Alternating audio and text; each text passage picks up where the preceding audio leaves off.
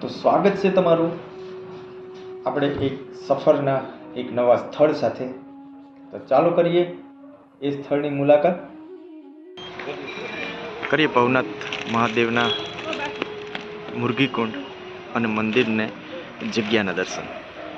કે જ્યારે બ્રહ્માજીએ જગત પિતા બ્રહ્માજીએ મહાદેવને કીધું કે ભાઈ તમે આ સંસારમાં સંસારીઓના સુખ દુઃખનું સમાપન કરો, એટલે ભગવાન ભોળિયાનાથ ભોળા એટલે એણે પૃથ્વી ઉપર નજર દોડાવી કે ભાઈ સૌથી સારી જગ્યા કઈ છે. ત્યારે એમ કહેવાય છે કે રેવતા ચડ કહેતા ગિરનાર એમની આંખે ચડે છે અને એ ગિરનારની ગોદમાં પોતે આસન નાખી અને બેસી જાય છે.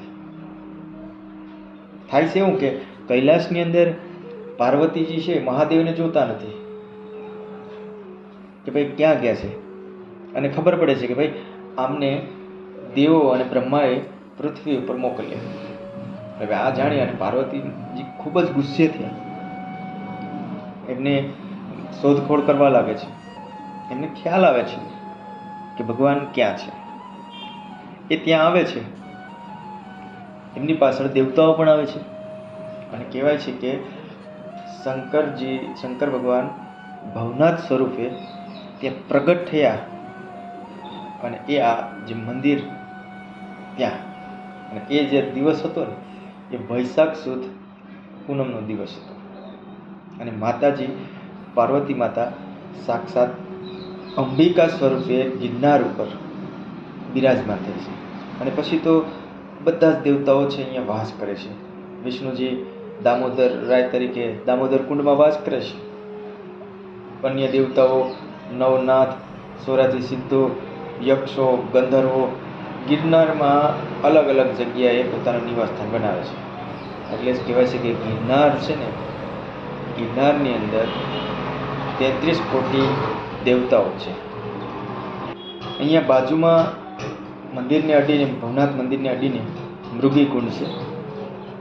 અને કહેવાય છે કે આપણા જે 7 અમર આત્માઓ છે ને એમાંના એક અશ્વત્થામા શિવરાત્રિની મધ્યરાત્રિએ આ મૃગીકુંડીમાં સ્નાન કરે છે.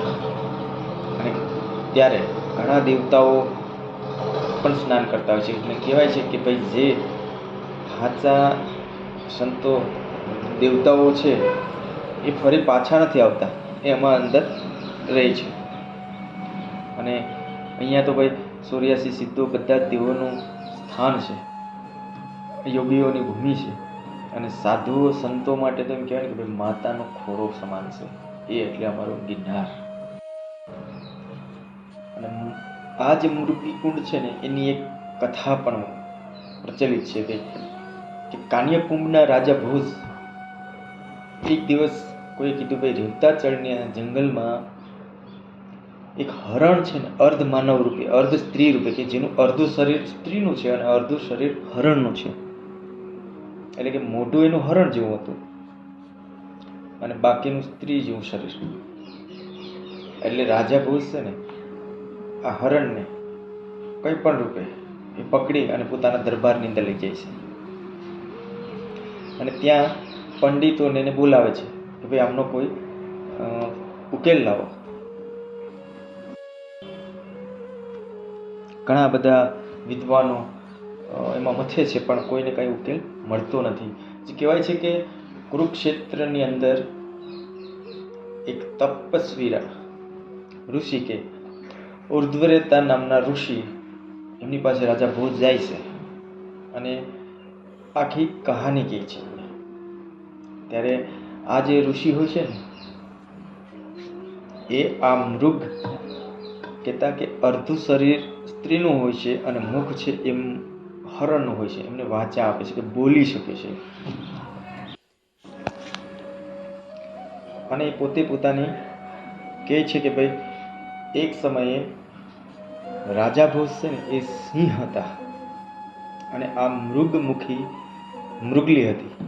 અને સિંહ મૃગલીનો શિકાર કરવા જાય છે. શિકાર કરતા મૃગ ભાગે છે અને એનું મસ્તક છે ને એ જાળીમાં અટવાઈ જાય છે અને બાકીનું શરીર નદીમાં સ્વર્ણરેખા નદીના પાણીમાં પડ્યું રહે છે. પવિત્ર પાણીમાં પડવાથી તે માનવ શરીર એટલે કે જન્મ તો મેળવે છે, પણ એનું મોઢું છે ને જાડીમાં હોવાથી એનું મુખ હરણ જેવું રહી જાય છે. અને ઉદરરેતાના આદેશ પ્રમાણે જાડીમાંથી હરણની ખોપડી મળે કે ભાઈ તપાસ કરો, ત્યાં હરણની ખોપડી હશે. અને એ ખોપડીને પછી આ સુવર્ણરેખા નદીમાં પધરાવે છે અને એનું આખું શરીર છે ને એ માણસનું બની જાય, એટલે કે સ્ત્રીનું ફરીથી બની જાય છે. અને પછી રાજા ભોજ છે ને વિદ્વાનોના આશીર્વાદ લઈ અને એમની સાથે લગ્ન કરે છે. અને કહેવાય છે કે રાજા ભોજને એમના પત્નીએ કીધેલું કે ભાઈ રેવતાચળની તળેટીમાં એક કુંડ બનાવ્યો, અને એ જ કુંડ એટલે આ મૃગી કુંડ કહેવાય છે. આવી પણ એક લોકવાયકા છે.